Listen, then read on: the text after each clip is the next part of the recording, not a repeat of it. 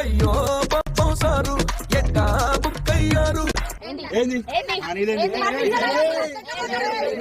పంతం నీదా నాదా హై అమ్మాయికి ఇచ్చేంత పెద్ద ఒక్క చిన్నది ఒక్కొక్క వస్తువురా నాకు. అరే నాకు సెంటిమెంట్ తో కొట్టావురా